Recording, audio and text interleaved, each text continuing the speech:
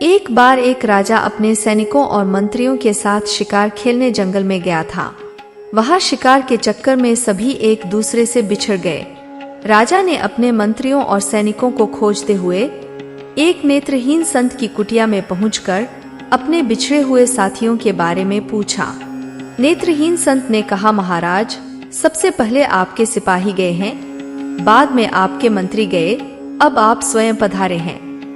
इसी रास्ते से आप आगे जाएं तो मुलाकात हो जाएगी।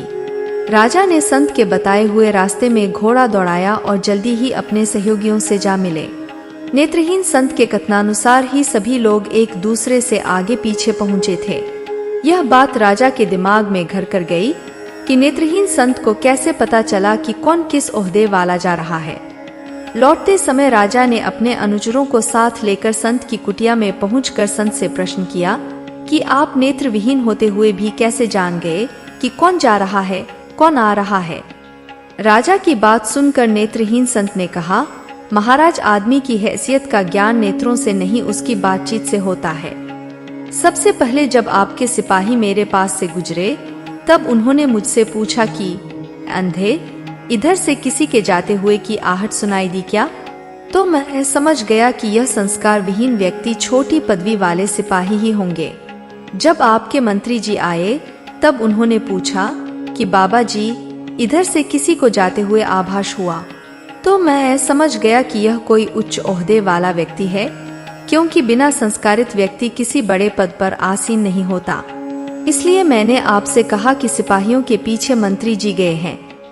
जब आप स्वयं आए तो आपने कहा, महात्मन, आपको इधर से निकल कर जाने वालों की आहट तो नहीं मिली? तो मैं समझ गया कि आप राजा ही हो सकते हैं, क्योंकि आपकी वाणी में आदर सूचक शब्दों का समावेश था। और दूसरे का आदर वही कर सकता है जिसे दूसरों से आदर प्राप्त होता है, क्योंकि जिसे कभी कोई चीज नहीं मिलती तो वह उस वस्तु के गुणों को कैसे जान सकता है। दूसरी बात, यह संसार एक वृक्ष स्वरूप है। जैसे वृक्ष में डालियां तो बहुत होती हैं, पर जिस डाली में ज्यादा फल लगते हैं वही झुकती है। इसी अनुभव के आधार पर मैंने नेत्रहीन होते हुए भी सिपाहियों, मंत्री और आपके पद का पता बताया। अगर गलती हुई हो महाराज तो क्षमा करें। राजा संत के अनुभव से प्रसन्न होकर संत की जीविका का प्रबंध राजकोष से करने का मंत्री जी को आदेश देकर वापस राजमहल आ गया। इस कहानी का अर्थ यह है कि आजकल हमारे परिवार संस्कार विहीन होता जा रहे हैं। थोड़ा सा पद, पैसा व प्रतिष्ठा पाते ही दूसरे की उपेक्षा करने लगते हैं, जो उचित नहीं है।